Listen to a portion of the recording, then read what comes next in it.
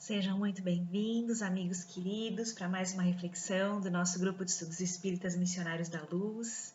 Meu nome é Lívia e hoje eu trouxe um conto para a gente refletir sobre, que vem falar sobre uma história que repercute muito no nosso dia a dia, muito na nossa vida e no nosso relacionamento interpessoal.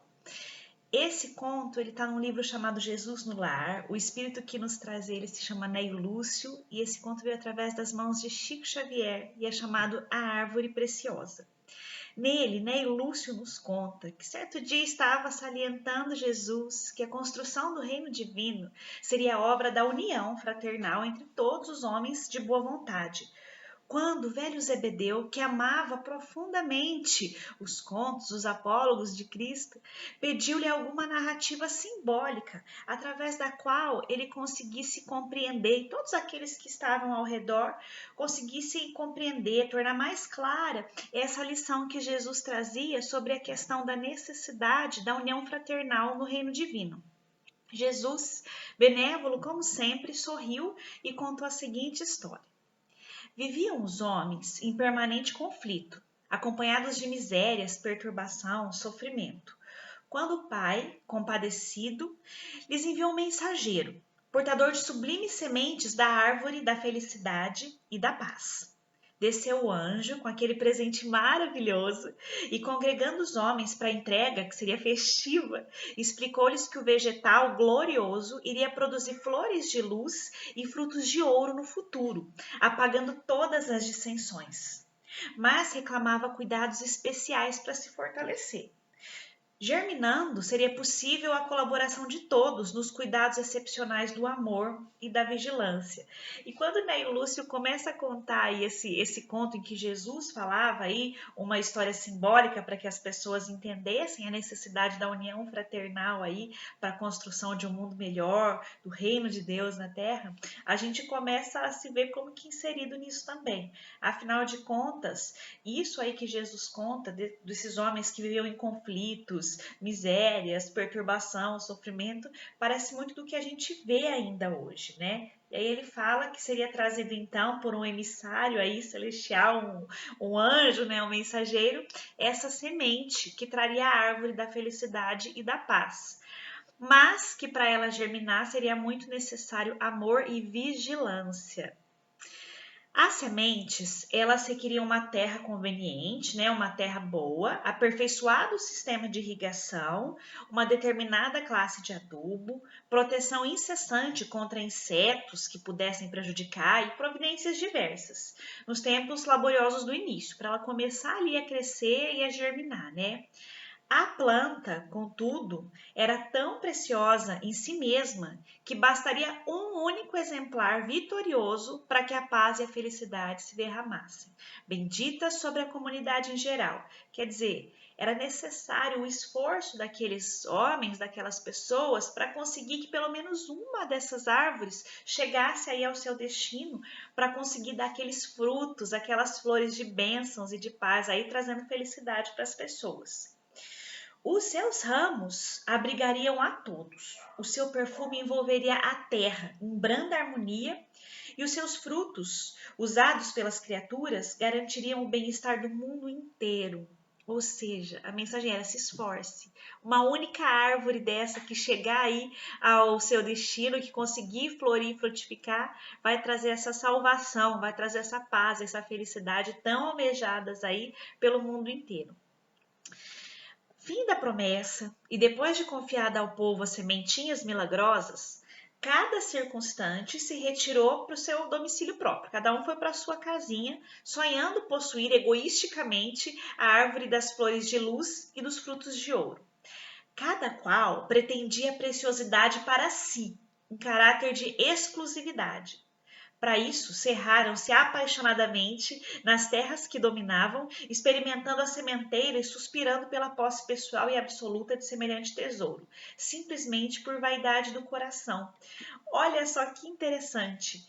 foi deixado bem claro pelo mensageiro que trouxe as sementes que uma única árvore que vingasse, que desse certo, seria capaz de produzir todo esse bem-estar, toda essa felicidade para a terra inteira. E mesmo assim, as pessoas queriam exclusividade ainda na sua árvore. Cada uma queria ali na sua terra, no seu quintalzinho, por uma vaidade do coração para chamar de sua. A árvore, todavia, a fim de viver, reclamava concurso fraternal total, mas os atritos ruinosos continuaram.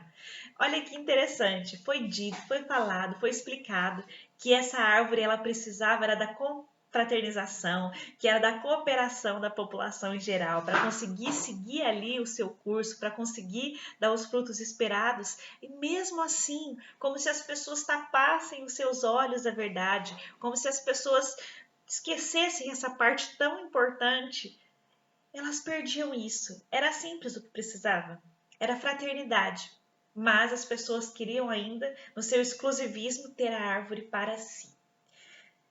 As sementes, pela natureza divina que caracterizava, não se perderam. Entretanto, se alguns cultivadores possuíam água, não possuíam adubo, e os que retinham o adubo não dispunham de água farta. Quem detinha recursos para defender-se contra os vermes não encontrava acesso à terra conveniente e quem se havia apoderado do melhor solo não contava com as possibilidades de vigilância. Vocês percebem, cada um tinha alguma coisinha ali, mas ninguém tinha o total para ter a árvore só para si. E tanto os senhores provisórios da água e do adubo, da terra e dos elementos defensivos, quanto os demais candidatos à posse da riqueza celeste, começaram a lutar em desequilíbrio pleno, exterminando-se reciprocamente. Um atacou o outro e não chegaram a nada. Se exterminaram, acabaram, encerraram, fecharam as portas. Por quê? Porque não tinham a colaboração. Cada um queria, pela sua vaidade, ser o dono, o possuidor daquela árvore, daquele sentimento maior, daquela plenitude que ela traria para chamar de seu. Como se fosse o dono da bola que dita as regras. Mas o mensageiro tinha deixado bem claro que não seria assim. O Mestre Jesus, contando essa história, fez um longo intervalo nessa curiosa narrativa e acrescentou: esse é o símbolo da guerra improfícua dos homens em derredor da felicidade. Os talentos do Pai foram concedidos aos filhos distintamente, para que aprendam a desfrutar os dons eternos com entendimento e harmonia. Uns possuem inteligência, outros possuem reflexão, uns guardam o ouro da terra, outros o conhecimento sublime, alguns retêm autoridade, outros a experiência. Todavia, cada um procura vencer sozinho, não para disseminar o bem para todos, através do egoísmo na virtude, mas para humilhar os que seguem a retaguarda. Que coisa triste, né? A gente vê essa situação, onde nós percebemos em torno de nós, nos nossos corações mesmo, que cada um tem ali a sua qualidade, a sua virtude necessária aí para fazer florescer essa árvore de bem, essa árvore do amor. E ainda assim, a gente luta pelo exclusivismo. Ainda assim, a gente tem dificuldade em olhar para o irmão que está ali do nosso lado e exaltar as características boas que ele tem e fazer florir, juntar com as nossas, para que a gente possa de mãos dadas levar a efeito aí o desenvolvimento de algo bom, de algo poderoso, coroado pelo amor, coroado pela colaboração, pela virtude, né?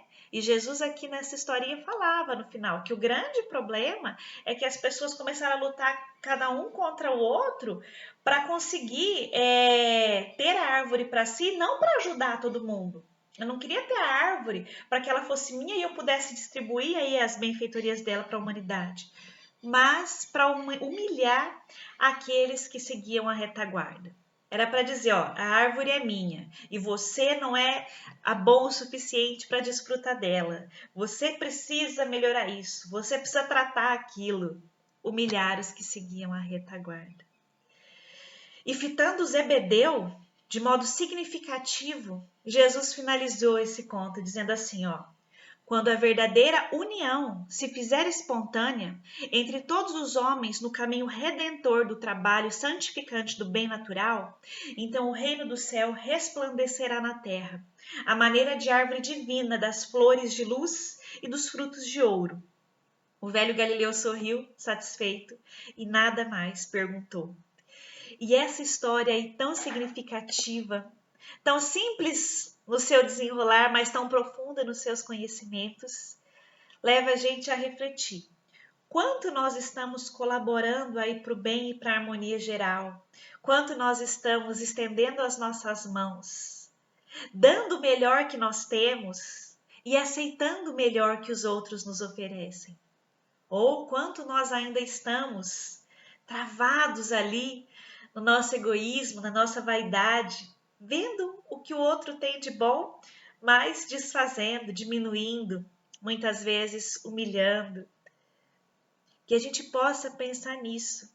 A árvore da felicidade, essa árvore simbólica que vem nessa história tão maravilhosa, psicografada por Chico Xavier e ditada pelo espírito Neio Lúcio, essa árvore tão bendita, ela precisa apenas que nós nos juntemos uns aos outros e cada um dê de coração o melhor que tem de si e aceite o que o outro oferece, que é o melhor que ele tem em si. Sem vaidade, sem egoísmos, sem a maledicência, sem tentar diminuir o que está do nosso lado. Porque nós percebemos através dessa historinha a importância que todos têm, todos, sem distinção, no desenvolvimento do reino de Deus, de um reino melhor, de um reino de paz e felicidade aqui na Terra, aqui onde a gente está mesmo. Que a gente possa refletir nisso, que a gente possa refletir no relacionamento que nós temos uns com os outros, na nossa vida, no nosso cotidiano, e que a gente possa trazer algo de bom e aceitar o de bom que os outros têm, dando as mãos, mas dando as mãos de verdade, num gesto fraterno. Não mãos físicas, mas as mãos espirituais, daqueles que sabem acolher, daqueles que sabem aceitar o próximo, daqueles que sabem confraternizar de verdade, com o coração puro e repleto aí das mais belas, das mais santificadas aspirações, que é realmente o que vai nos levar para um mundo melhor, para um mundo regenerado, para um mundo onde o amor seja maior que o ódio, onde a fraternidade seja maior que as dissensões, que é aquilo que não leva a nada. Que Jesus nos abençoe a todos em mais esta semana e nos vemos na próxima reflexão.